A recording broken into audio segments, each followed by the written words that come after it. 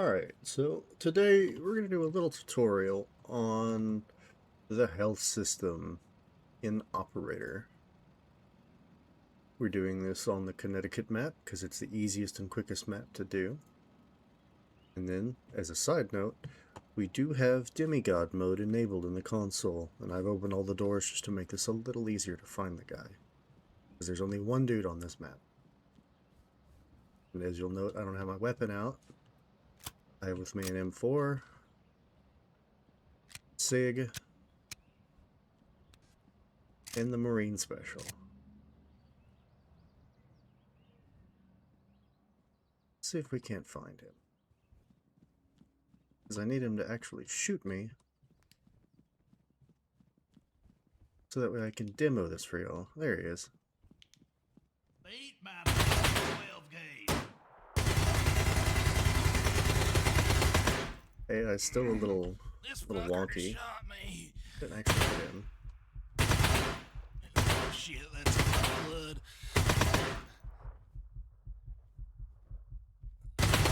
Next time, just shoot. Left arm, and right leg.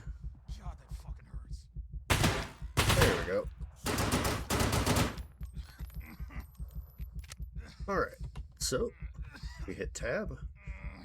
You can mouse over each of these and it'll tell you exactly what's wrong. This is a fracture right here. This is a light bleed. Light bleed. This is just pain. The only way to deal with pain is through morphine. Now, for light bleeds, you can either use a hemo applicator, but that's for usually a lot larger bleeds.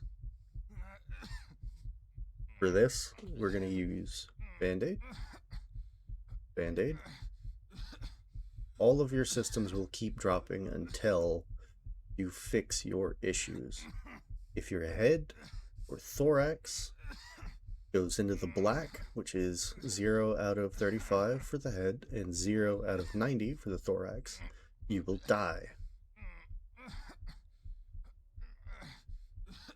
Splint. If you don't take care of your bleeds, all of your other systems, all of your other body parts, rather, will eventually just keep dragging down until they're almost entirely unusable. Arms will stop you from being able to aim correctly, such as here. It's probably because I have demigod mode on that it's not actually inhibiting my aim.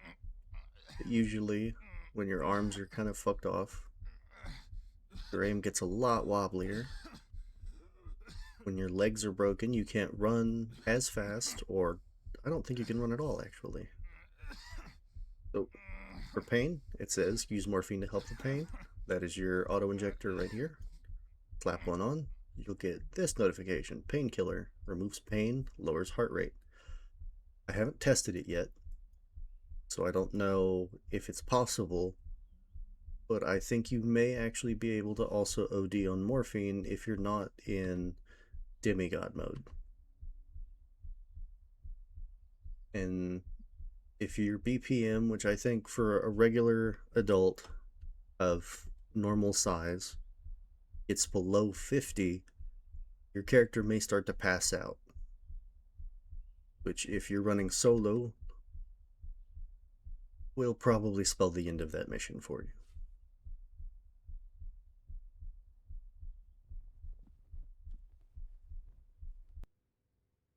And now we move on to vests. Since they've just added actual plates, such as the NIJ 3, 3 Plus, 3A, that's for mostly pistol ammunition, and 4, which is almost entirely for upper caliber rifle ammo. Your vest actually matters now. It's no longer just a cosmetic option in the menu. So something like this would offer you slightly better protection towards your stomach area, which is protected by this little triangle right here, or trapezoid, I guess, is that. So, scroll on down here in the very nice and new menu that they've added. You could swap out to the Avius squad leader, but you would lose your stomach protection. You could switch down here to the... Where is it? I guess it's just the top ones that actually have stomach protection. Eco Assaulter. Just make sure to remember to grab the plates for the operation that you're going into. Esco ceramic plates are always the ones that I bring, just because I prefer ceramic over UHMWPE or soft armor. Then you can grab all your little patches and whatnot. As far as I can tell, pants, shirts, belts, backpacks do not matter. The fast helmet, I'm almost positive, is rated for NIJ 3 or 3 plus. You've got all of your other things over here. But just remember, hit the little gear, armor plates, and you have 4 to choose from.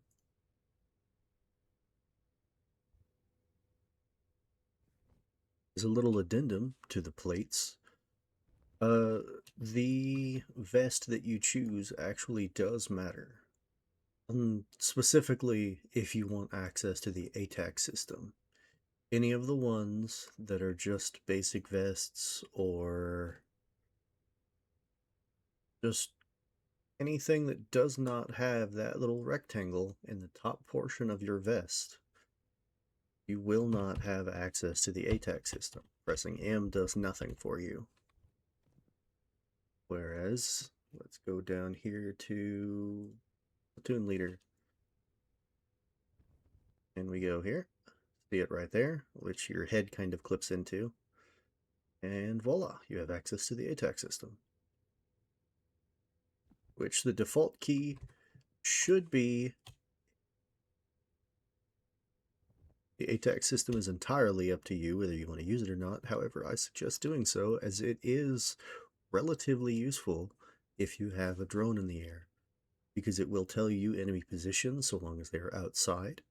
And they just did a rework on it, so that way the camera is not weird and wonky anymore. Let me boot up an operation.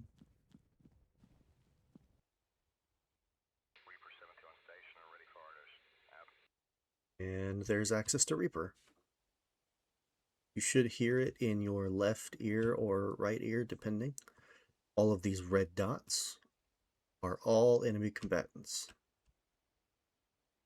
What was the... I think it's period, which is 2 over from your M key. I don't think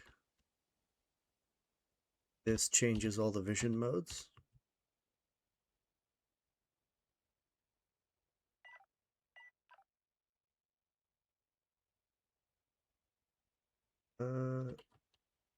Semicolon and apostrophe zoom you in and out.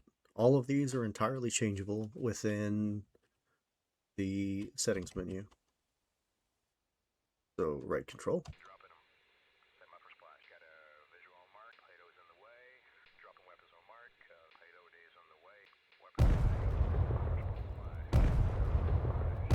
You can send them in quick succession,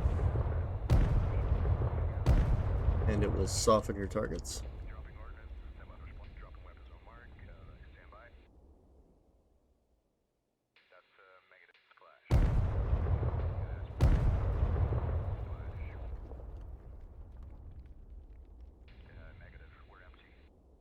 And then, assuming you drop all of your bombs and there's still guys left, you will have to run in and go and grab your intel and whatnot, and probably fight your way through the last maybe 3 or 4 dudes, not including whoever is locked in buildings. There's a weird thing, I don't know if they fixed it, as I haven't tried it yet, where if you target a building with your munitions, specifically buckshot and the Reaper drone, where sometimes it won't penetrate correctly, but this is an early access title. So give them a little headway there. They're still working on it.